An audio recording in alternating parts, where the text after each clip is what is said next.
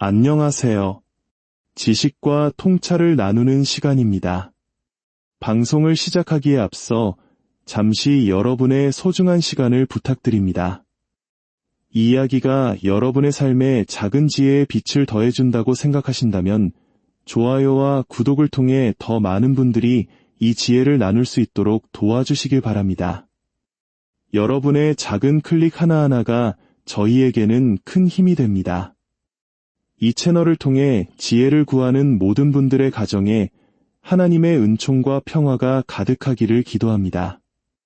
혹시 최근 원달러 환율 차트를 유심히 보신 적이 있으신가요? 언뜻 보면 1470원대에서 큰 변동 없이 안정적으로 유지되는 것처럼 보입니다. 하지만 바로 그 안정 속에 우리가 놓치고 있는 무서운 진실이 숨어 있을 수 있습니다. 오늘 우리는 이 기이한 평온함이 사실은 더 큰 폭풍을 예고하는 폭풍전의 고요일 수 있다는 다소 불편하지만 반드시 알아야 할 이야기를 나누고자 합니다.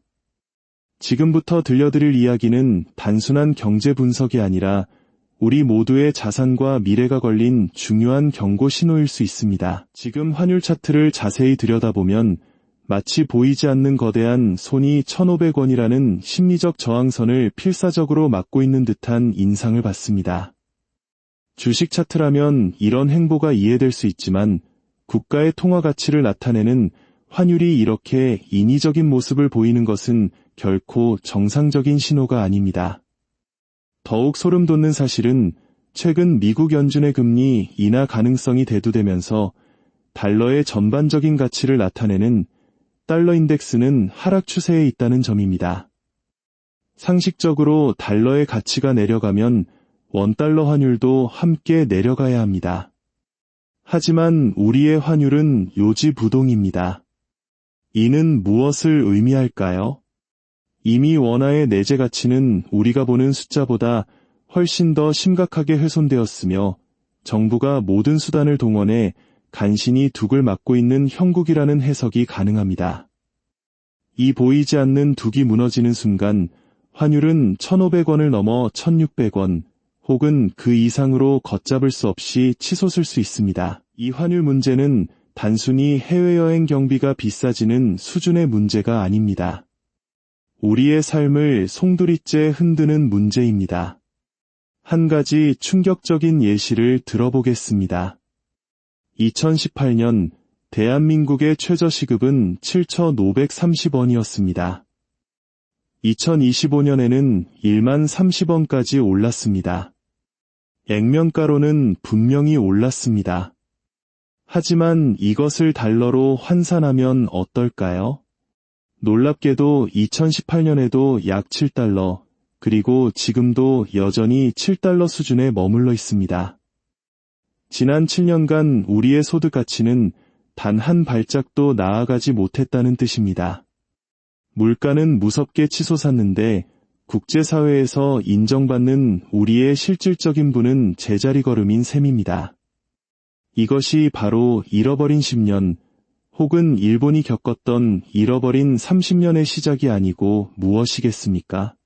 우리는 마치 서서히 뜨거워지는 냄비 속의 개구리처럼 다가오는 위기를 인지하지 못한 채 천천히 잠식당하고 있는지도 모릅니다. 상황이 이토록 심각해지자 정부는 연일 긴급회의를 소집하고 있습니다. 최근 휴일에 열린 긴급경제장관 간담회에는 이례적인 참석자들이 있었습니다. 바로 국민연금을 운용하는 보건복지부와 수출기업을 담당하는 산업부입니다. 이는 정부가 국민연금의 해외 투자 자금을 이용하거나 수출기업들이 보유한 달러를 원화로 환전하도록 압박하여 시장에 달러를 공급하려는 의도로 해석될 수 있습니다. 우리의 노후 자금이 되어야 할 국민연금이 환율 방어의 총알로 동원될 수 있다는 우려가 현실이 되고 있는 것입니다. 대통령실 경제수석까지 참석한 이 회의는 현재 상황을 국가적 위기 수준으로 인식하고 있음을 명백히 보여줍니다. 더욱 심각한 것은 국민연금 역사상 단 한 번도 없었던 외화 표시 채권 발행을 공식적으로 검토하고 있다는 소식입니다. 쉽게 말해 국민연금이 해외 투자자들에게 직접 달러를 빚지는 것입니다. 그동안 무부채 원칙을 지켜온 국민연금이 빚을 내서 환율을 막겠다는 것은 그만큼 국내의 달러가 메말랐다는 것을 자인하는 셈입니다. 이는 우리의 노후 자금의 이자 부담이라는 족쇄를 채우는 행위이며 정부의 외환 정책을 위해 연금의 독립성과 안정성을 희생시키는 위험천만한 도박입니다. 국민의 노후를 담보로 한 이러한 정책이 과연 올바른 방향인지 우리는 심각하게 질문을 던져야 합니다. 이 모든 문제의 근본적인 원인은 무엇일까요?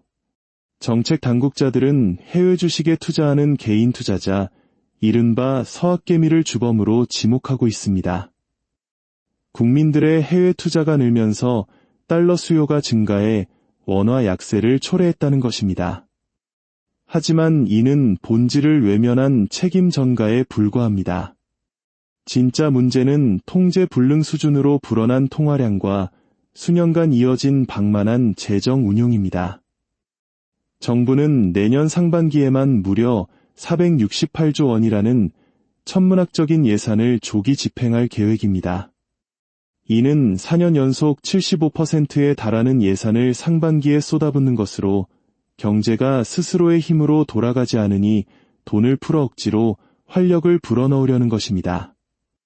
이는 마치 갈증을 해소하기 위해 소금물을 마시는 것과 같습니다. 당장은 효과가 있는 것처럼 보일지 몰라도 결국 경제 전체를 더 큰 위기로 몰아넣을 뿐입니다. 돈을 풀면 단기적으로는 코스피 지수가 오르고 부동산 가격이 상승하는 등 경기가 좋아 보이는 착시 현상이 일어날 수 있습니다. 하지만 그 이면에서는 자산가와 무자산가 사이의 양극화가 극심해지고 환율 폭등과 물가 폭등으로 서민들의 삶은 더욱 팍팍해집니다. 우리는 1997년 IMF 외환위기의 악몽을 똑똑히 기억하고 있습니다.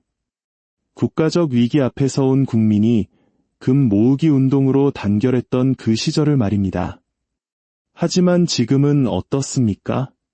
위기의 본질을 덮고 문제를 해결하기보다는 돈을 푸는 손쉬운 방법에만 의존하며 그 책임을 국민에게 돌리려 하고 있습니다. 그렇다면 우리는 이 거대한 흐름 속에서 무엇을 해야 할까요?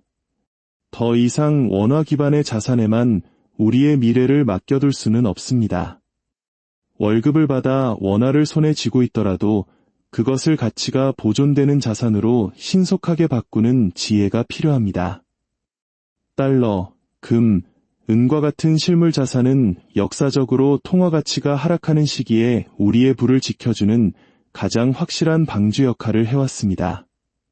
지금은 정부의 말을 맹신할 때가 아니라 스스로 공부하고 대비하며 각자의 자산을 지켜야 할 때입니다. 위기는 이미 시작되었을지 모릅니다. 더 큰 파도가 덮치기 전에 미리 튼튼한 방주를 준비해야 합니다. 오늘 이 이야기가 여러분 각자의 방주를 마련하는데 작은 등불이 되기를 바랍니다. 지혜로운 판단으로 이 어려운 시기를 잘 헤쳐나가시길 기원하며 여러분과 여러분의 가정에 늘 평안이 함께하기를 소망합니다. 들어주셔서 감사합니다.